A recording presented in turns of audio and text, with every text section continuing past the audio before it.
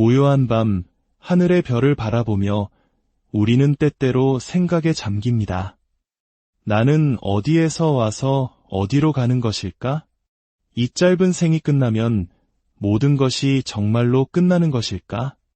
이것은 동서고금을 막론하고 모든 인간이 품어온 근원적인 질문입니다.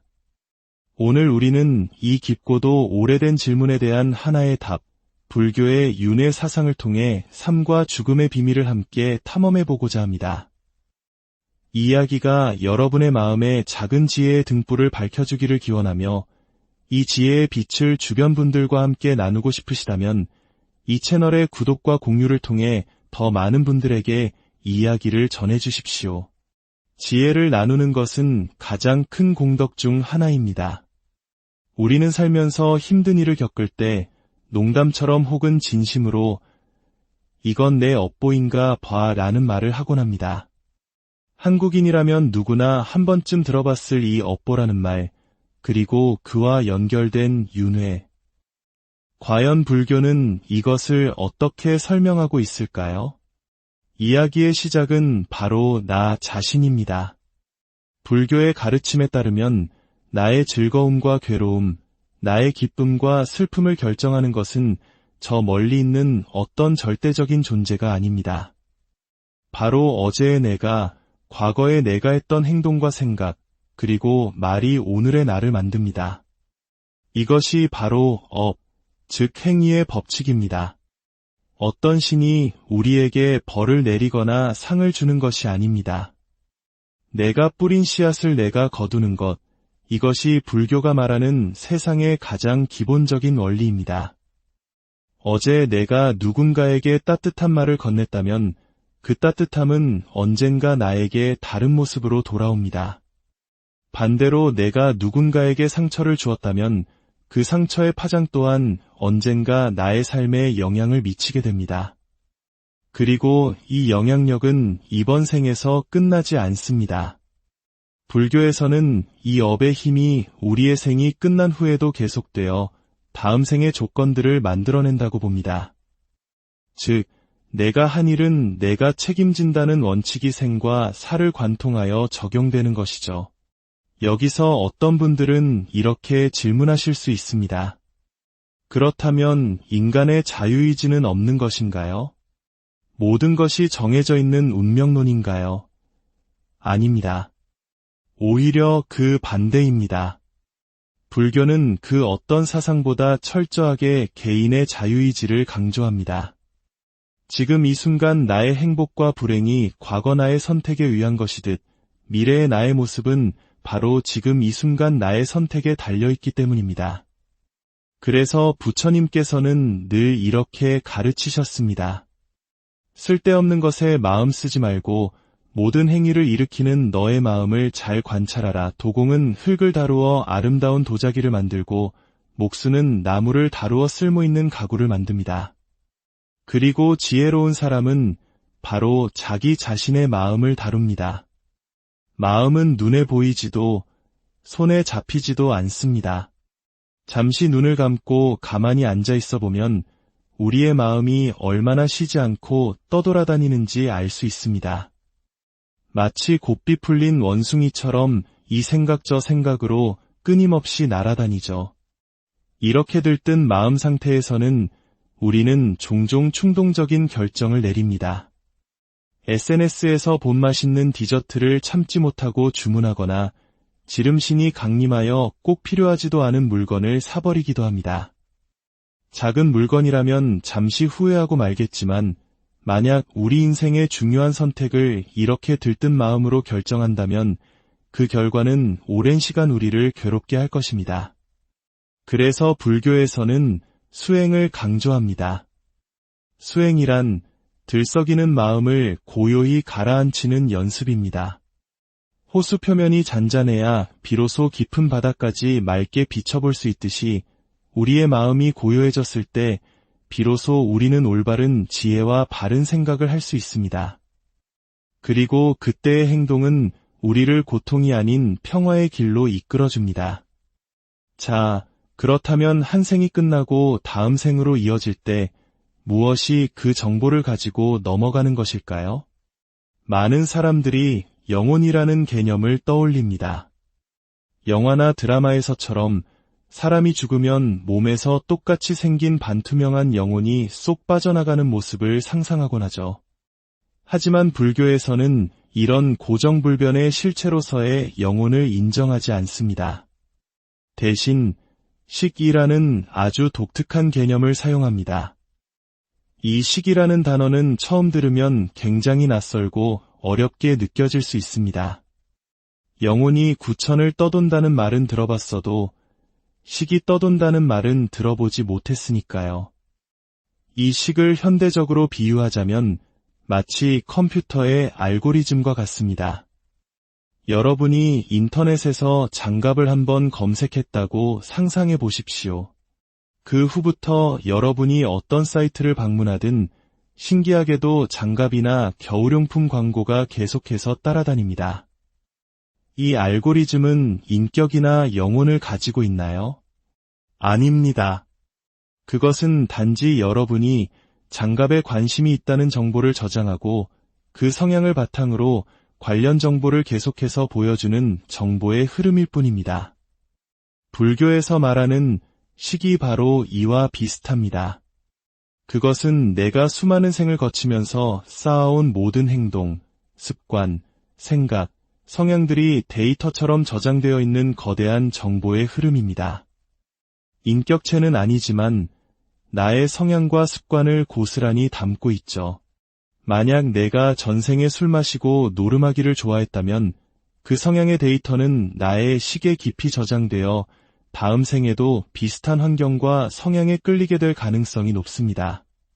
끼리끼리 모인다는 말처럼 우리는 비슷한 식의 데이터를 가진 사람들끼리 서로 만나고 관계를 맺게 됩니다. 지금 내 주위에 어떤 사람들이 있는지 살펴보면 나의 전생의 모습을 어렴풋이 짐작해 볼 수 있는 이유입니다. 이러한 불교의 독특한 의식과는 현대의 여러 창작물에도 영감을 주었습니다. 혹시 일본 애니메이션 공각기동대를 보신 적이 있으신가요? 1990년대에 나온 이 작품은 불교의 윤회 사상을 놀라울 정도로 깊이 있게 표현했습니다. 먼 미래, 인간의 육체는 사이복으로 대체되고 뇌까지 전뇌화가 가능한 시대. 한 해커가 사람들의 전뇌를 해킹하여 기억을 마음대로 바꿔버립니다. 내가 경험하지 않은 기억이 주입되고 나의 소중한 기억이 삭제된다면 과연 나는 누구라고 말할 수 있을까요? 나의 정체성은 몸에 있는 걸까요? 아니면 기억이라는 데이터에 있는 걸까요? 작품 속에서 방대한 네트워크의 정보 속에서 스스로를 자각하게 된 한 인공지능 프로그램은 자신을 하나의 인격체로 인정해달라고 요구합니다. 수많은 정보, 즉 데이터의 흐름 속에서 나라는 자의식이 탄생한 것입니다. 이는 고정된 영혼이 아닌 정보의 흐름으로서의 식이라는 불교적 개념과 놀랍도록 맞닿아 있습니다. 이처럼 식은 형체가 없는 데이터의 흐름과 같지만 한 생명의 소프트웨어로서 다음 생의 부모가 될 이들의 물질적인 DNA와 결합하여 새로운 생명을 탄생시킵니다. 그렇다면 윤회의 끝은 어디일까요? 수행의 마지막 단계에 이르면 모든 감정에서 벗어나는 해탈의 경지에 이른다고 합니다.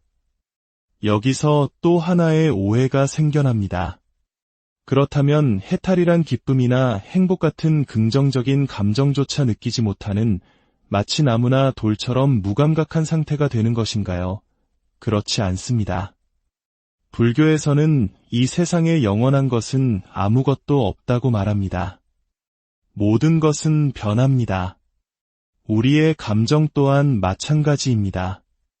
행복이 있으면 불행이 있고 밝음이 있으면 어둠이 있습니다. 이 둘은 동전의 양면처럼 항상 붙어 다닙니다. 영원한 행복이란 존재할 수 없습니다. 행복의 순간이 지나면 반드시 평범하거나 혹은 불행한 순간이 찾아오기 마련입니다. 감정은 파도처럼 끊임없이 밀려왔다 밀려갈 뿐입니다. 깨달은 이들, 즉 수행을 통해 지혜를 얻은 분들은 이러한 감정의 본질을 꿰뚫어 봅니다. 지금 기쁜 감정이 일어나도 이 감정 또한 잠시 머물다 곧 사라지겠구나 하고 관찰합니다. 슬픔이나 분노가 치밀어 올라도 그 감정의 파도에 휩쓸려 가지 않고 한 걸음 떨어져서 그저 바라봅니다. 감정에 머물지 않는 것이지 감정을 느끼지 못하는 바보가 되는 것이 아닙니다. 오히려 감정의 노예가 되지 않고 마음의 완전한 주인이 되는 것입니다. 자, 이제 마지막 질문에 다다랐습니다. 그렇다면 불교는 종교일까요? 아니면 철학일까요? 많은 사람들이 불교의 합리적이고 논리적인 가르침 때문에 불교를 일종의 철학으로 생각하는 경향이 있습니다. 하지만 불교는 분명한 종교입니다. 그렇다면 불교가 믿는 신은 누구인가요? 라는 질문이 자연스럽게 따라옵니다. 여기서 우리는 또 한 번의 놀라운 사실과 마주하게 됩니다. 불교는 신의 존재를 인정합니다. 다만 우리가 흔히 생각하는 전지전능한 창조주와는 그 개념이 완전히 다릅니다. 불교의 세계관에서 신들은 인간보다 훨씬 뛰어난 능력을 가지고 더 오랜 시간 행복을 누리며 사는 존재들입니다. 하지만 그들 역시 자신들이 지은 업의 결과로 신의 세계에 태어났을 뿐 그 생이 다하면 다시 윤회해야 하는 존재입니다. 즉, 신들조차도 윤회의 수레바퀴 안에 갇혀 있는 것입니다. 따라서 신은 깨달은 존재, 즉 붓다보다 낮은 단계에 있습니다. 깨달음이란 구름을 타고 하늘을 날거나 번개를 내리치는 초능력을 얻는 것이 아닙니다. 모든 집착과 번뇌를 소멸시켜 다시는 윤회의 고통을 겪지 않는 완전한 마음의 평화, 즉 열반을 성취하는 것입니다. 이것은 신조차도 이루지 못한 경지입니다. 그렇기에 불교 신자들은 신에게 귀의하지 않습니다. 그들은 깨달은 자인 부처님, 부처님의 가르침인 진리, 그리고 그 가르침을 따르는 수행자들의 공동체인 승가 이 세 가지 보물, 즉 불법승3보에 귀의합니다. 서양인들이 불교를 보디점이라고 부르는 것에는 이러한 관점의 차이가 숨어 있습니다. 그들은 자신들의 종교만이 유일신으로부터 온 계시이며 붓다나 공자의 가르침은 한 인간이 만들어낸 사상체계, 즉 이점이라고 보았던 것입니다. 하지만 불교의 관점에서 보면 세상의 주관자는 신이 아니라 바로 우리 자신입니다. 내가 겪는 모든 일은 내가 만든 원인의 결과이며 나의 미래 또한 지금 나의 손에 달려 있습니다. 오늘 우리는 윤회라는 창을 통해 불교의 깊은 지혜를 잠시 엿보았습니다. 이 이야기는 죽음 이후의 세상에 대한 막연한 두려움을 걷어내고 지금 이 순간을 어떻게 살아가야 하는지에 대한 진지한 성찰을 우리에게 던져줍니다. 우리는 모두 각자의 삶이라는 도화지 위에 스스로 그림을 그려나가는 화가들입니다. 과거의 붓터치가 지금의 모습을 만들었듯 지금 당신이 내딛는 한 걸음, 당신이 건네는 따뜻한 말 한마디가 당신의 내일을, 그리고 그 너머의 시간을 아름답게 채워나갈 것입니다. 여러분의 마음에 평화가 깃들기를, 여러분의 발걸음이 늘 가볍기를, 그리고 지혜의 빛이 여러분의 길을 환히 비추. 고요한 밤, 하늘의 별을 바라보며 우리는 때때로 생각에 잠깁니다. 나는 어디에서 와서 어디로 가는 것일까? 이 짧은 생이 끝나면 모든 것이 정말로 끝나는 것일까? 이것은 동서고금을 막론하고 모든 인간이 품어온 근원적인 질문입니다. 오늘 우리는 이 깊고도 오래된 질문에 대한 하나의 답, 불교의 윤회 사상을 통해 삶과 죽음의 비밀을 함께 탐험해보고자 합니다. 이 이야기가 여러분의 마음에 작은 지혜의 등불을 밝혀주기를 기원하며 이 지혜의 빛을 주변 분들과 함께 나누고 싶으시다면 이 채널의 구독과 공유를 통해 더 많은 분들에게 이 이야기를 전해주십시오. 지혜를 나누는 것은 가장 큰 공덕 중 하나입니다. 우리는 살면서 힘든 일을 겪을 때 농담처럼 혹은 진심으로 이건 내 업보인가 봐 라는 말을 하곤 합니다. 한국인이라면 누구나 한 번쯤 들어봤을 이 업보라는 말, 그리고 그와 연결된 윤회. 과연 불교는 이것을 어떻게 설명하고 있을까요? 이야기의 시작은 바로 나 자신입니다. 불교의 가르침에 따르면 나의 즐거움과 괴로움, 나의 기쁨과 슬픔을 결정하는 것은 저 멀리 있는 어떤 절대적인 존재가 아닙니다. 바로 어제의 내가, 과거의 내가 했던 행동과 생각, 그리고 말이 오늘의 나를 만듭니다. 이것이 바로 즉 행위의 법칙입니다. 어떤 신이 우리에게 벌을 내리거나 상을 주는 것이 아닙니다. 내가 뿌린 씨앗을 내가 거두는 것, 이것이 불교가 말하는 세상의 가장 기본적인 원리입니다. 어제 내가 누군가에게 따뜻한 말을 건넸다면 그 따뜻함은 언젠가 나에게 다른 모습으로 돌아옵니다. 반대로 내가 누군가에게 상처를 주었다면 그 상처의 파장 또한 언젠가 나의 삶에 영향을 미치게 됩니다. 그리고 이 영향력은 이번 생에서 끝나지 않습니다. 불교에서는 이 업의 힘이 우리의 생이 끝난 후에도 계속되어 다음 생의 조건들을 만들어낸다고 봅니다. 즉, 내가 한 일은 내가 책임진다는 원칙이 생과 사를 관통하여 적용되는 것이죠. 여기서 어떤 분들은 이렇게 질문하실 수 있습니다. 그렇다면 인간의 자유의지는 없는 것인가요? 모든 것이 정해져 있는 운명론인가요? 아닙니다. 오히려 그 반대입니다. 불교는 그 어떤 사상보다 철저하게 개인의 자유의지를 강조합니다. 지금 이 순간 나의 행복과 불행이 과거 나의 선택에 의한 것이듯 미래의 나의 모습은 바로 지금 이 순간 나의 선택에 달려있기 때문입니다. 그래서 부처님께서는 늘 이렇게 가르치셨습니다. 쓸데없는 것에 마음 쓰지 말고 모든 행위를 일으키는 너의 마음을 잘 관찰하라. 도공은 흙을 다루어 아름다운 도자기를 만들고 목수는 나무를 다루어 쓸모있는 가구를 만듭니다. 그리고 지혜로운 사람은 바로 자기 자신의 마음을 다룹니다. 마음은 눈에 보이지도 손에 잡히지도 않습니다. 잠시 눈을 감고 가만히 앉아 있어 보면 우리의 마음이 얼마나 쉬지 않고 떠돌아다니는지 알 수 있습니다. 마치 곱비 풀린 원숭이처럼 이 생각 저 생각으로 끊임없이 날아다니죠. 이렇게 들뜬 마음 상태에서는 우리는 종종 충동적인 결정을 내립니다. SNS에서 본 맛있는 디저트를 참지 못하고 주문하거나 지름신이 강림하여 꼭 필요하지도 않은 물건을 사버리기도 합니다. 작은 물건이라면 잠시 후회하고 말겠지만 만약 우리 인생의 중요한 선택을 이렇게 들뜬 마음으로 결정한다면 그 결과는 오랜 시간 우리를 괴롭게 할 것입니다.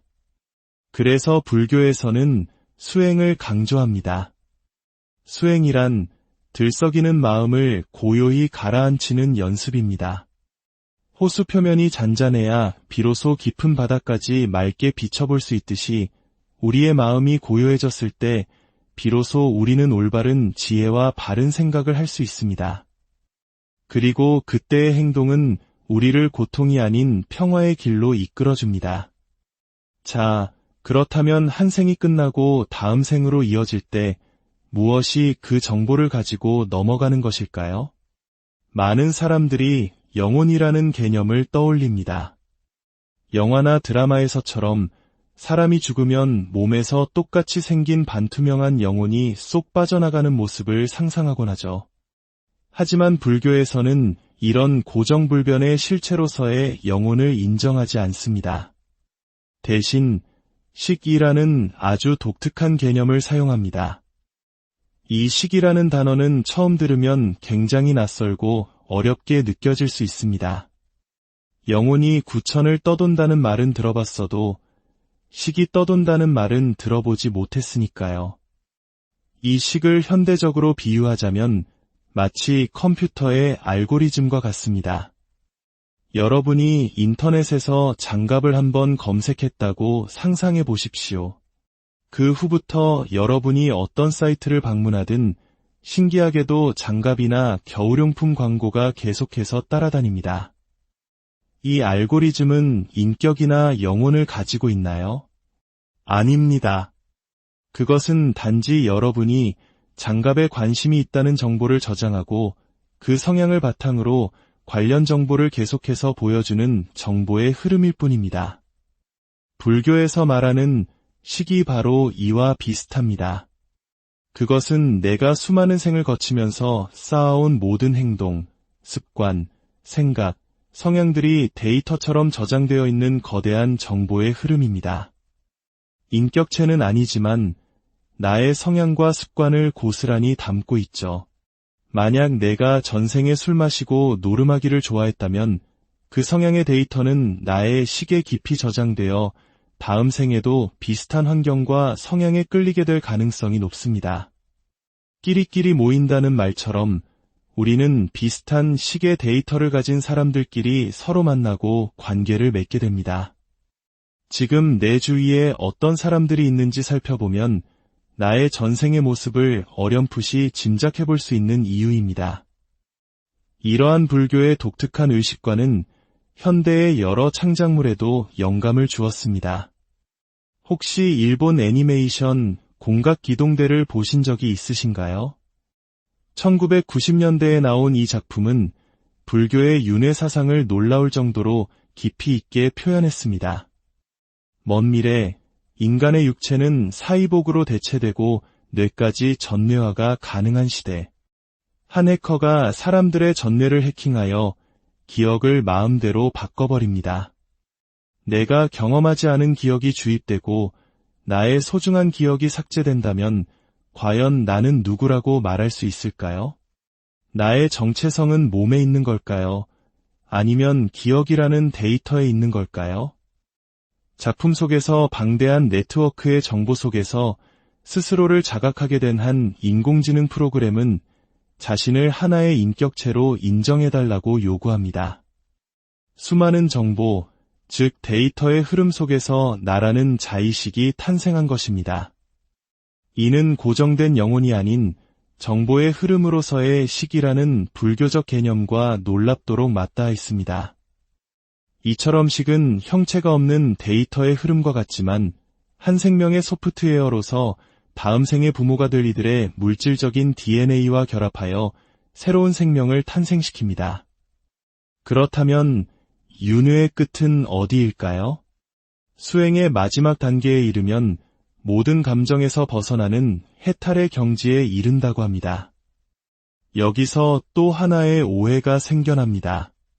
그렇다면 해탈이란 기쁨이나 행복 같은 긍정적인 감정조차 느끼지 못하는 마치 나무나 돌처럼 무감각한 상태가 되는 것인가요?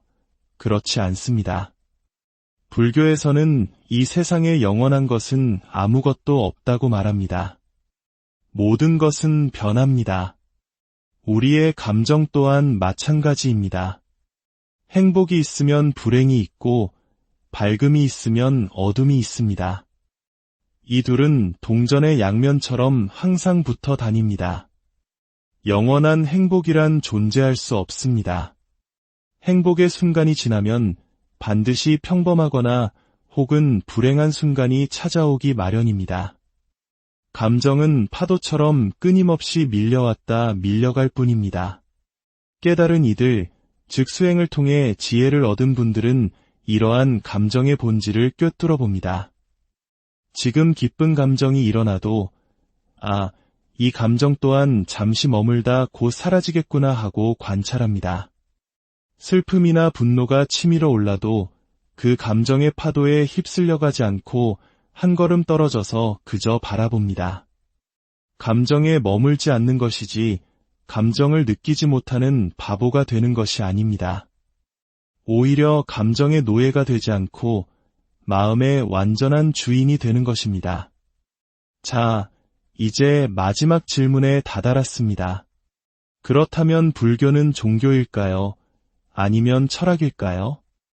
많은 사람들이 불교의 합리적이고 논리적인 가르침 때문에 불교를 일종의 철학으로 생각하는 경향이 있습니다.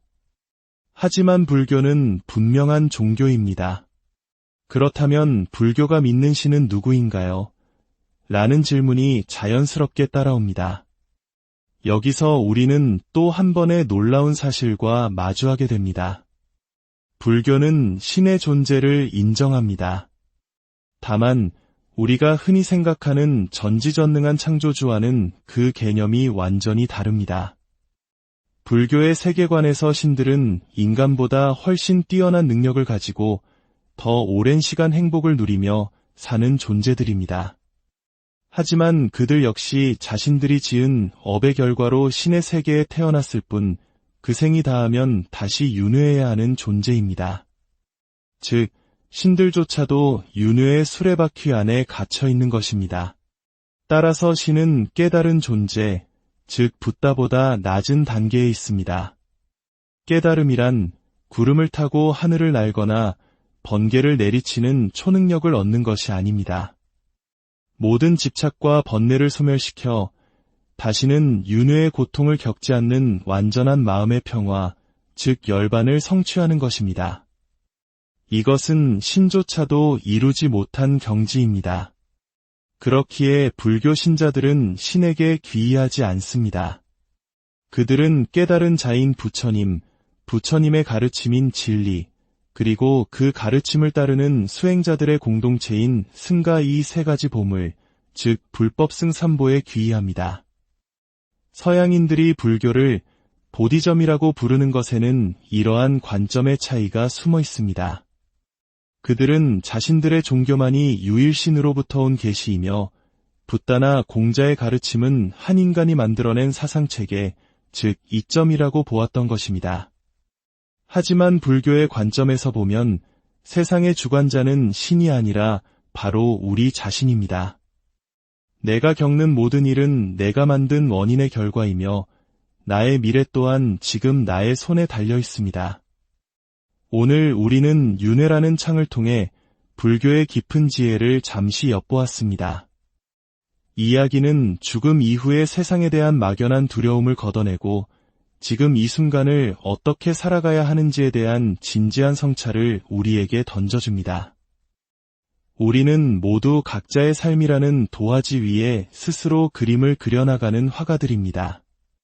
과거의 붓터치가 지금의 모습을 만들었듯 지금 당신이 내딛는 한 걸음, 당신이 건네는 따뜻한 말 한마디가 당신의 내일을, 그리고 그 너머의 시간을 아름답게 채워나갈 것입니다.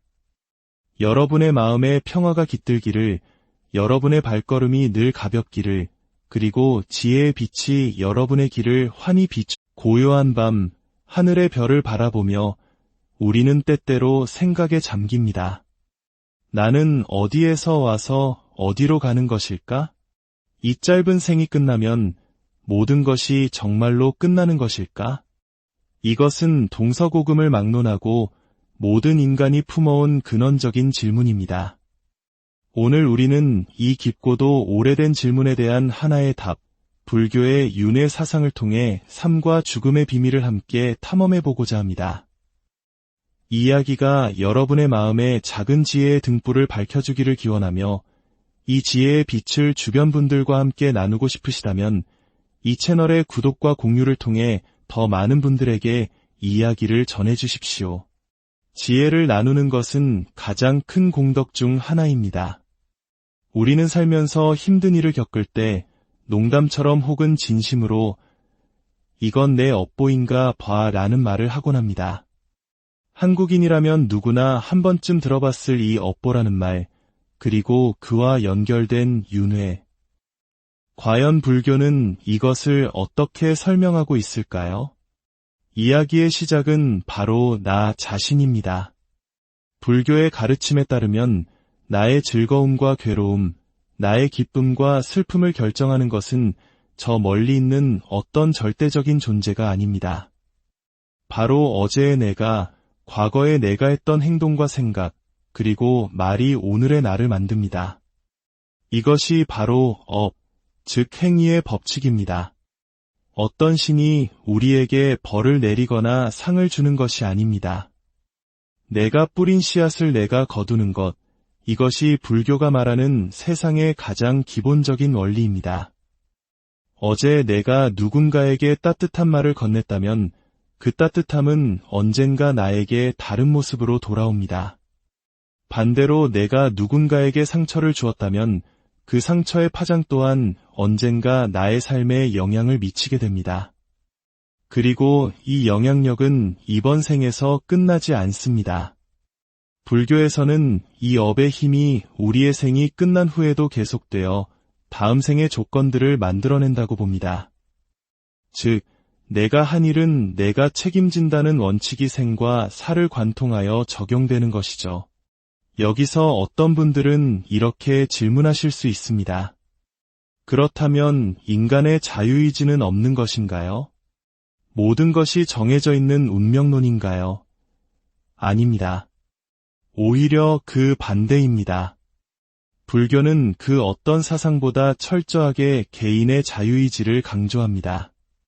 지금 이 순간 나의 행복과 불행이 과거 나의 선택에 의한 것이듯 미래의 나의 모습은 바로 지금 이 순간 나의 선택에 달려있기 때문입니다. 그래서 부처님께서는 늘 이렇게 가르치셨습니다. 쓸데없는 것에 마음 쓰지 말고 모든 행위를 일으키는 너의 마음을 잘 관찰하라. 도공은 흙을 다루어 아름다운 도자기를 만들고 목수는 나무를 다루어 쓸모있는 가구를 만듭니다. 그리고 지혜로운 사람은 바로 자기 자신의 마음을 다룹니다. 마음은 눈에 보이지도 손에 잡히지도 않습니다. 잠시 눈을 감고 가만히 앉아 있어 보면 우리의 마음이 얼마나 쉬지 않고 떠돌아다니는지 알 수 있습니다. 마치 곱비 풀린 원숭이처럼 이 생각 저 생각으로 끊임없이 날아다니죠. 이렇게 들뜬 마음 상태에서는 우리는 종종 충동적인 결정을 내립니다. SNS에서 본 맛있는 디저트를 참지 못하고 주문하거나 지름신이 강림하여 꼭 필요하지도 않은 물건을 사버리기도 합니다. 작은 물건이라면 잠시 후회하고 말겠지만 만약 우리 인생의 중요한 선택을 이렇게 들뜬 마음으로 결정한다면 그 결과는 오랜 시간 우리를 괴롭게 할 것입니다. 그래서 불교에서는 수행을 강조합니다. 수행이란 들썩이는 마음을 고요히 가라앉히는 연습입니다. 호수 표면이 잔잔해야 비로소 깊은 바다까지 맑게 비춰볼 수 있듯이 우리의 마음이 고요해졌을 때 비로소 우리는 올바른 지혜와 바른 생각을 할 수 있습니다. 그리고 그때의 행동은 우리를 고통이 아닌 평화의 길로 이끌어줍니다. 자, 그렇다면 한 생이 끝나고 다음 생으로 이어질 때 무엇이 그 정보를 가지고 넘어가는 것일까요? 많은 사람들이 영혼이라는 개념을 떠올립니다. 영화나 드라마에서처럼 사람이 죽으면 몸에서 똑같이 생긴 반투명한 영혼이 쏙 빠져나가는 모습을 상상하곤 하죠. 하지만 불교에서는 이런 고정불변의 실체로서의 영혼을 인정하지 않습니다. 대신 식이라는 아주 독특한 개념을 사용합니다. 이 식이라는 단어는 처음 들으면 굉장히 낯설고 어렵게 느껴질 수 있습니다. 영혼이 구천을 떠돈다는 말은 들어봤어도 식이 떠돈다는 말은 들어보지 못했으니까요. 이 식을 현대적으로 비유하자면 마치 컴퓨터의 알고리즘과 같습니다. 여러분이 인터넷에서 장갑을 한번 검색했다고 상상해 보십시오. 그 후부터 여러분이 어떤 사이트를 방문하든 신기하게도 장갑이나 겨울용품 광고가 계속해서 따라다닙니다. 이 알고리즘은 인격이나 영혼을 가지고 있나요? 아닙니다. 그것은 단지 여러분이 장갑에 관심이 있다는 정보를 저장하고 그 성향을 바탕으로 관련 정보를 계속해서 보여주는 정보의 흐름일 뿐입니다. 불교에서 말하는 식이 바로 이와 비슷합니다. 그것은 내가 수많은 생을 거치면서 쌓아온 모든 행동, 습관, 생각, 성향들이 데이터처럼 저장되어 있는 거대한 정보의 흐름입니다. 인격체는 아니지만 나의 성향과 습관을 고스란히 담고 있죠. 만약 내가 전생에 술 마시고 노름하기를 좋아했다면 그 성향의 데이터는 나의 식에 깊이 저장되어 다음 생에도 비슷한 환경과 성향에 끌리게 될 가능성이 높습니다. 끼리끼리 모인다는 말처럼 우리는 비슷한 식의 데이터를 가진 사람들끼리 서로 만나고 관계를 맺게 됩니다. 지금 내 주위에 어떤 사람들이 있는지 살펴보면 나의 전생의 모습을 어렴풋이 짐작해 볼 수 있는 이유입니다. 이러한 불교의 독특한 의식과는 현대의 여러 창작물에도 영감을 주었습니다. 혹시 일본 애니메이션 공각기동대를 보신 적이 있으신가요?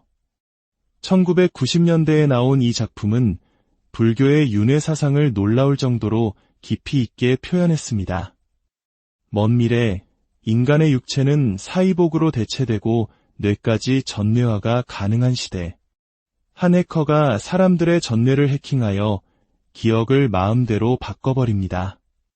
내가 경험하지 않은 기억이 주입되고 나의 소중한 기억이 삭제된다면 과연 나는 누구라고 말할 수 있을까요? 나의 정체성은 몸에 있는 걸까요? 아니면 기억이라는 데이터에 있는 걸까요? 작품 속에서 방대한 네트워크의 정보 속에서 스스로를 자각하게 된 한 인공지능 프로그램은 자신을 하나의 인격체로 인정해달라고 요구합니다. 수많은 정보, 즉 데이터의 흐름 속에서 나라는 자의식이 탄생한 것입니다. 이는 고정된 영혼이 아닌 정보의 흐름으로서의 식이라는 불교적 개념과 놀랍도록 맞닿아 있습니다. 이처럼 식은 형체가 없는 데이터의 흐름과 같지만 한 생명의 소프트웨어로서 다음 생의 부모가 될 이들의 물질적인 DNA와 결합하여 새로운 생명을 탄생시킵니다. 그렇다면 윤회의 끝은 어디일까요? 수행의 마지막 단계에 이르면 모든 감정에서 벗어나는 해탈의 경지에 이른다고 합니다. 여기서 또 하나의 오해가 생겨납니다. 그렇다면 해탈이란 기쁨이나 행복 같은 긍정적인 감정조차 느끼지 못하는 마치 나무나 돌처럼 무감각한 상태가 되는 것인가요? 그렇지 않습니다. 불교에서는 이 세상에 영원한 것은 아무것도 없다고 말합니다. 모든 것은 변합니다. 우리의 감정 또한 마찬가지입니다. 행복이 있으면 불행이 있고 밝음이 있으면 어둠이 있습니다. 이 둘은 동전의 양면처럼 항상 붙어 다닙니다. 영원한 행복이란 존재할 수 없습니다. 행복의 순간이 지나면 반드시 평범하거나 혹은 불행한 순간이 찾아오기 마련입니다. 감정은 파도처럼 끊임없이 밀려왔다 밀려갈 뿐입니다. 깨달은 이들, 즉 수행을 통해 지혜를 얻은 분들은 이러한 감정의 본질을 꿰뚫어 봅니다. 지금 기쁜 감정이 일어나도 이 감정 또한 잠시 머물다 곧 사라지겠구나 하고 관찰합니다. 슬픔이나 분노가 치밀어 올라도 그 감정의 파도에 휩쓸려가지 않고 한 걸음 떨어져서 그저 바라봅니다. 감정에 머물지 않는 것이지 감정을 느끼지 못하는 바보가 되는 것이 아닙니다. 오히려 감정의 노예가 되지 않고 마음의 완전한 주인이 되는 것입니다. 자, 이제 마지막 질문에 다다랐습니다. 그렇다면 불교는 종교일까요? 아니면 철학일까요? 많은 사람들이 불교의 합리적이고 논리적인 가르침 때문에 불교를 일종의 철학으로 생각하는 경향이 있습니다. 하지만 불교는 분명한 종교입니다. 그렇다면 불교가 믿는 신은 누구인가요? 라는 질문이 자연스럽게 따라옵니다. 여기서 우리는 또 한 번의 놀라운 사실과 마주하게 됩니다. 불교는 신의 존재를 인정합니다. 다만 우리가 흔히 생각하는 전지전능한 창조주와는 그 개념이 완전히 다릅니다. 불교의 세계관에서 신들은 인간보다 훨씬 뛰어난 능력을 가지고 더 오랜 시간 행복을 누리며 사는 존재들입니다. 하지만 그들 역시 자신들이 지은 업의 결과로 신의 세계에 태어났을 뿐 그 생이 다하면 다시 윤회해야 하는 존재입니다.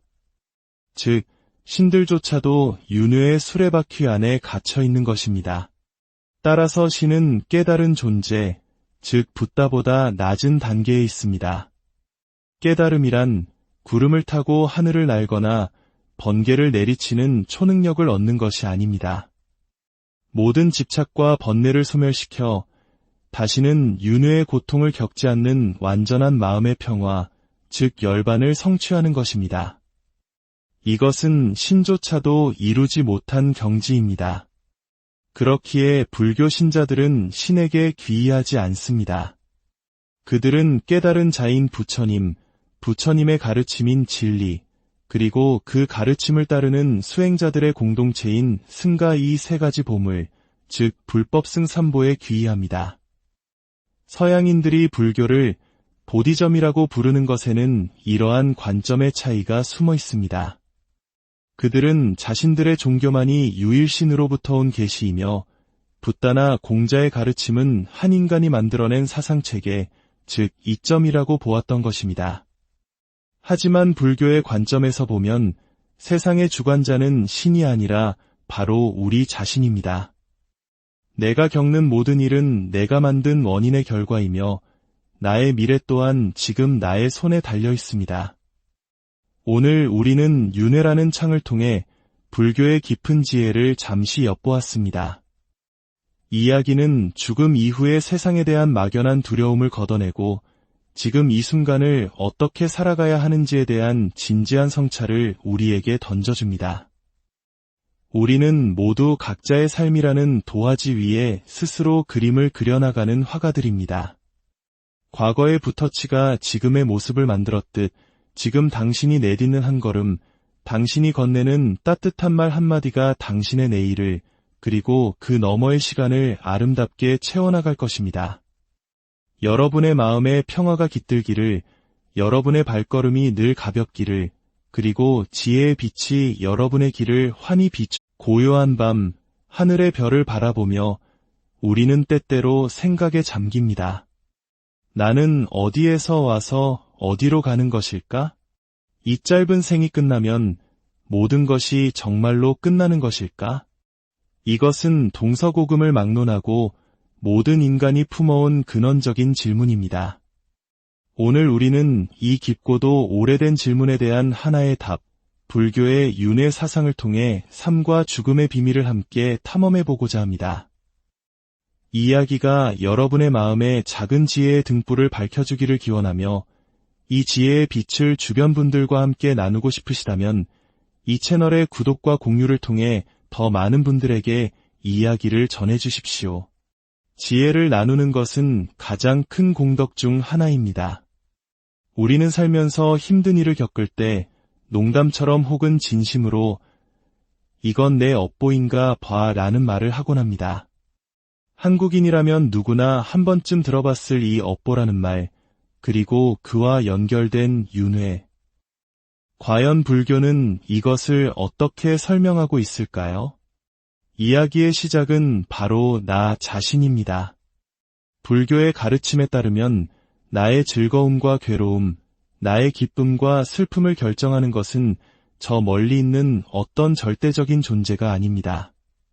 바로 어제의 내가, 과거의 내가 했던 행동과 생각, 그리고 말이 오늘의 나를 만듭니다. 이것이 바로 업, 즉 행위의 법칙입니다. 어떤 신이 우리에게 벌을 내리거나 상을 주는 것이 아닙니다. 내가 뿌린 씨앗을 내가 거두는 것, 이것이 불교가 말하는 세상의 가장 기본적인 원리입니다. 어제 내가 누군가에게 따뜻한 말을 건넸다면 그 따뜻함은 언젠가 나에게 다른 모습으로 돌아옵니다. 반대로 내가 누군가에게 상처를 주었다면 그 상처의 파장 또한 언젠가 나의 삶에 영향을 미치게 됩니다. 그리고 이 영향력은 이번 생에서 끝나지 않습니다. 불교에서는 이 업의 힘이 우리의 생이 끝난 후에도 계속되어 다음 생의 조건들을 만들어낸다고 봅니다. 즉, 내가 한 일은 내가 책임진다는 원칙이 생과 사를 관통하여 적용되는 것이죠. 여기서 어떤 분들은 이렇게 질문하실 수 있습니다. 그렇다면 인간의 자유의지는 없는 것인가요? 모든 것이 정해져 있는 운명론인가요? 아닙니다. 오히려 그 반대입니다. 불교는 그 어떤 사상보다 철저하게 개인의 자유의지를 강조합니다. 지금 이 순간 나의 행복과 불행이 과거 나의 선택에 의한 것이듯 미래의 나의 모습은 바로 지금 이 순간 나의 선택에 달려있기 때문입니다. 그래서 부처님께서는 늘 이렇게 가르치셨습니다. 쓸데없는 것에 마음 쓰지 말고 모든 행위를 일으키는 너의 마음을 잘 관찰하라. 도공은 흙을 다루어 아름다운 도자기를 만들고 목수는 나무를 다루어 쓸모있는 가구를 만듭니다. 그리고 지혜로운 사람은 바로 자기 자신의 마음을 다룹니다. 마음은 눈에 보이지도 손에 잡히지도 않습니다. 잠시 눈을 감고 가만히 앉아 있어 보면 우리의 마음이 얼마나 쉬지 않고 떠돌아다니는지 알 수 있습니다. 마치 곱비 풀린 원숭이처럼 이 생각 저 생각으로 끊임없이 날아다니죠. 이렇게 들뜬 마음 상태에서는 우리는 종종 충동적인 결정을 내립니다. SNS에서 본 맛있는 디저트를 참지 못하고 주문하거나 지름신이 강림하여 꼭 필요하지도 않은 물건을 사버리기도 합니다. 작은 물건이라면 잠시 후회하고 말겠지만 만약 우리 인생의 중요한 선택을 이렇게 들뜬 마음으로 결정한다면 그 결과는 오랜 시간 우리를 괴롭게 할 것입니다. 그래서 불교에서는 수행을 강조합니다. 수행이란 들썩이는 마음을 고요히 가라앉히는 연습입니다. 호수 표면이 잔잔해야 비로소 깊은 바다까지 맑게 비춰볼 수 있듯이 우리의 마음이 고요해졌을 때 비로소 우리는 올바른 지혜와 바른 생각을 할 수 있습니다. 그리고 그때의 행동은 우리를 고통이 아닌 평화의 길로 이끌어줍니다. 자, 그렇다면 한 생이 끝나고 다음 생으로 이어질 때 무엇이 그 정보를 가지고 넘어가는 것일까요? 많은 사람들이 영혼이라는 개념을 떠올립니다. 영화나 드라마에서처럼 사람이 죽으면 몸에서 똑같이 생긴 반투명한 영혼이 쏙 빠져나가는 모습을 상상하곤 하죠. 하지만 불교에서는 이런 고정불변의 실체로서의 영혼을 인정하지 않습니다. 대신 식이라는 아주 독특한 개념을 사용합니다. 이 식이라는 단어는 처음 들으면 굉장히 낯설고 어렵게 느껴질 수 있습니다. 영혼이 구천을 떠돈다는 말은 들어봤어도 식이 떠돈다는 말은 들어보지 못했으니까요. 이 식을 현대적으로 비유하자면 마치 컴퓨터의 알고리즘과 같습니다. 여러분이 인터넷에서 장갑을 한번 검색했다고 상상해 보십시오. 그 후부터 여러분이 어떤 사이트를 방문하든 신기하게도 장갑이나 겨울용품 광고가 계속해서 따라다닙니다. 이 알고리즘은 인격이나 영혼을 가지고 있나요? 아닙니다. 그것은 단지 여러분이 장갑에 관심이 있다는 정보를 저장하고 그 성향을 바탕으로 관련 정보를 계속해서 보여주는 정보의 흐름일 뿐입니다. 불교에서 말하는 식이 바로 이와 비슷합니다. 그것은 내가 수많은 생을 거치면서 쌓아온 모든 행동, 습관, 생각, 성향들이 데이터처럼 저장되어 있는 거대한 정보의 흐름입니다. 인격체는 아니지만 나의 성향과 습관을 고스란히 담고 있죠. 만약 내가 전생에 술 마시고 노름하기를 좋아했다면 그 성향의 데이터는 나의 식에 깊이 저장되어 다음 생에도 비슷한 환경과 성향에 끌리게 될 가능성이 높습니다. 끼리끼리 모인다는 말처럼 우리는 비슷한 식의 데이터를 가진 사람들끼리 서로 만나고 관계를 맺게 됩니다.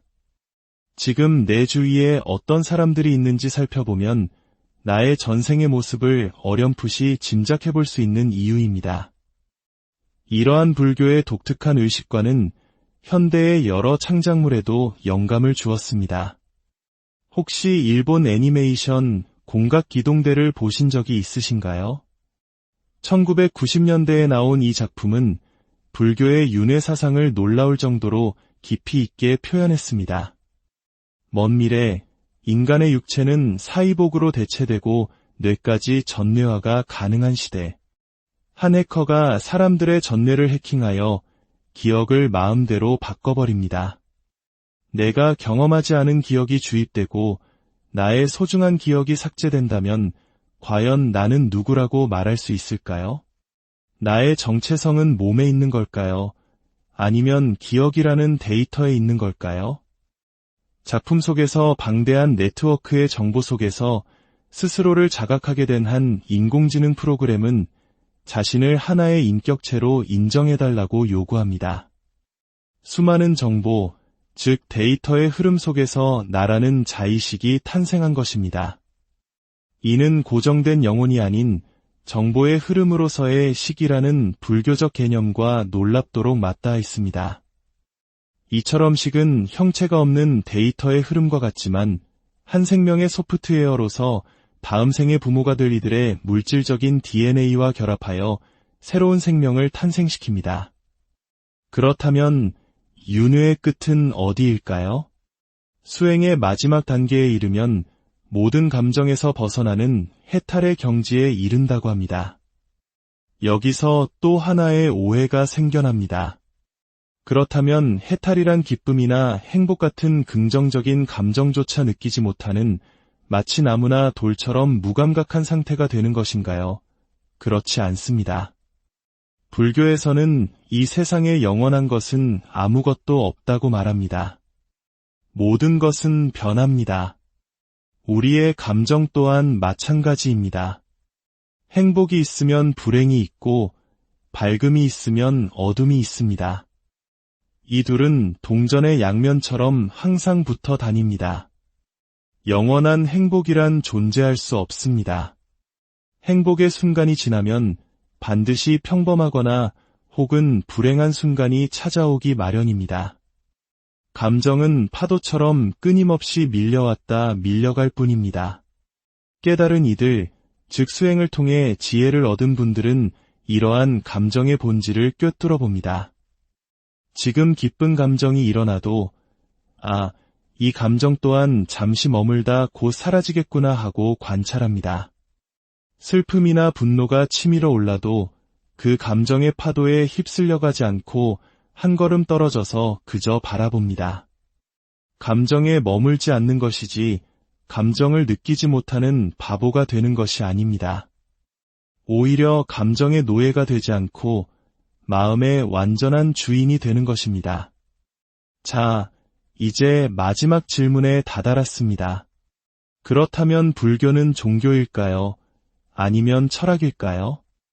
많은 사람들이 불교의 합리적이고 논리적인 가르침 때문에 불교를 일종의 철학으로 생각하는 경향이 있습니다. 하지만 불교는 분명한 종교입니다. 그렇다면 불교가 믿는 신은 누구인가요? 라는 질문이 자연스럽게 따라옵니다. 여기서 우리는 또 한 번의 놀라운 사실과 마주하게 됩니다. 불교는 신의 존재를 인정합니다. 다만 우리가 흔히 생각하는 전지전능한 창조주와는 그 개념이 완전히 다릅니다. 불교의 세계관에서 신들은 인간보다 훨씬 뛰어난 능력을 가지고 더 오랜 시간 행복을 누리며 사는 존재들입니다. 하지만 그들 역시 자신들이 지은 업의 결과로 신의 세계에 태어났을 뿐 그 생이 다하면 다시 윤회해야 하는 존재입니다. 즉, 신들조차도 윤회의 수레바퀴 안에 갇혀 있는 것입니다. 따라서 신은 깨달은 존재, 즉 붓다보다 낮은 단계에 있습니다. 깨달음이란 구름을 타고 하늘을 날거나 번개를 내리치는 초능력을 얻는 것이 아닙니다. 모든 집착과 번뇌를 소멸시켜 다시는 윤회의 고통을 겪지 않는 완전한 마음의 평화, 즉 열반을 성취하는 것입니다. 이것은 신조차도 이루지 못한 경지입니다. 그렇기에 불교 신자들은 신에게 귀의하지 않습니다. 그들은 깨달은 자인 부처님, 부처님의 가르침인 진리, 그리고 그 가르침을 따르는 수행자들의 공동체인 승가 이 세 가지 보물, 즉 불법승 삼보에 귀의합니다. 서양인들이 불교를 보디점이라고 부르는 것에는 이러한 관점의 차이가 숨어 있습니다. 그들은 자신들의 종교만이 유일신으로부터 온 계시이며 붓다나 공자의 가르침은 한 인간이 만들어낸 사상체계, 즉 이점이라고 보았던 것입니다. 하지만 불교의 관점에서 보면 세상의 주관자는 신이 아니라 바로 우리 자신입니다. 내가 겪는 모든 일은 내가 만든 원인의 결과이며 나의 미래 또한 지금 나의 손에 달려 있습니다. 오늘 우리는 윤회라는 창을 통해 불교의 깊은 지혜를 잠시 엿보았습니다. 이야기는 죽음 이후의 세상에 대한 막연한 두려움을 걷어내고 지금 이 순간을 어떻게 살아가야 하는지에 대한 진지한 성찰을 우리에게 던져줍니다. 우리는 모두 각자의 삶이라는 도화지 위에 스스로 그림을 그려나가는 화가들입니다. 과거의 붓터치가 지금의 모습을 만들었듯 지금 당신이 내딛는 한 걸음, 당신이 건네는 따뜻한 말 한마디가 당신의 내일을, 그리고 그 너머의 시간을 아름답게 채워나갈 것입니다. 여러분의 마음에 평화가 깃들기를, 여러분의 발걸음이 늘 가볍기를, 그리고 지혜의 빛이 여러분의 길을 환히 비추. 고요한 밤, 하늘의 별을 바라보며 우리는 때때로 생각에 잠깁니다. 나는 어디에서 와서 어디로 가는 것일까? 이 짧은 생이 끝나면 모든 것이 정말로 끝나는 것일까? 이것은 동서고금을 막론하고 모든 인간이 품어온 근원적인 질문입니다. 오늘 우리는 이 깊고도 오래된 질문에 대한 하나의 답, 불교의 윤회 사상을 통해 삶과 죽음의 비밀을 함께 탐험해보고자 합니다. 이 이야기가 여러분의 마음에 작은 지혜의 등불을 밝혀주기를 기원하며 이 지혜의 빛을 주변 분들과 함께 나누고 싶으시다면 이 채널의 구독과 공유를 통해 더 많은 분들에게 이 이야기를 전해주십시오. 지혜를 나누는 것은 가장 큰 공덕 중 하나입니다. 우리는 살면서 힘든 일을 겪을 때 농담처럼 혹은 진심으로 이건 내 업보인가 봐 라는 말을 하곤 합니다. 한국인이라면 누구나 한 번쯤 들어봤을 이 업보라는 말, 그리고 그와 연결된 윤회. 과연 불교는 이것을 어떻게 설명하고 있을까요? 이야기의 시작은 바로 나 자신입니다. 불교의 가르침에 따르면 나의 즐거움과 괴로움, 나의 기쁨과 슬픔을 결정하는 것은 저 멀리 있는 어떤 절대적인 존재가 아닙니다. 바로 어제의 내가, 과거의 내가 했던 행동과 생각, 그리고 말이 오늘의 나를 만듭니다. 이것이 바로 업, 즉 행위의 법칙입니다. 어떤 신이 우리에게 벌을 내리거나 상을 주는 것이 아닙니다. 내가 뿌린 씨앗을 내가 거두는 것, 이것이 불교가 말하는 세상의 가장 기본적인 원리입니다.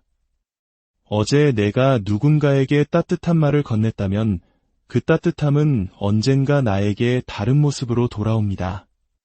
반대로 내가 누군가에게 상처를 주었다면 그 상처의 파장 또한 언젠가 나의 삶에 영향을 미치게 됩니다. 그리고 이 영향력은 이번 생에서 끝나지 않습니다. 불교에서는 이 업의 힘이 우리의 생이 끝난 후에도 계속되어 다음 생의 조건들을 만들어낸다고 봅니다. 즉, 내가 한 일은 내가 책임진다는 원칙이 생과 사를 관통하여 적용되는 것이죠. 여기서 어떤 분들은 이렇게 질문하실 수 있습니다. 그렇다면 인간의 자유의지는 없는 것인가요? 모든 것이 정해져 있는 운명론인가요? 아닙니다. 오히려 그 반대입니다. 불교는 그 어떤 사상보다 철저하게 개인의 자유의지를 강조합니다. 지금 이 순간 나의 행복과 불행이 과거 나의 선택에 의한 것이듯 미래의 나의 모습은 바로 지금 이 순간 나의 선택에 달려있기 때문입니다. 그래서 부처님께서는 늘 이렇게 가르치셨습니다. 쓸데없는 것에 마음 쓰지 말고 모든 행위를 일으키는 너의 마음을 잘 관찰하라. 도공은 흙을 다루어 아름다운 도자기를 만들고 목수는 나무를 다루어 쓸모있는 가구를 만듭니다. 그리고 지혜로운 사람은 바로 자기 자신의 마음을 다룹니다. 마음은 눈에 보이지도 손에 잡히지도 않습니다. 잠시 눈을 감고 가만히 앉아 있어 보면 우리의 마음이 얼마나 쉬지 않고 떠돌아다니는지 알 수 있습니다. 마치 곱비 풀린 원숭이처럼 이 생각 저 생각으로 끊임없이 날아다니죠. 이렇게 들뜬 마음 상태에서는 우리는 종종 충동적인 결정을 내립니다. SNS에서 본 맛있는 디저트를 참지 못하고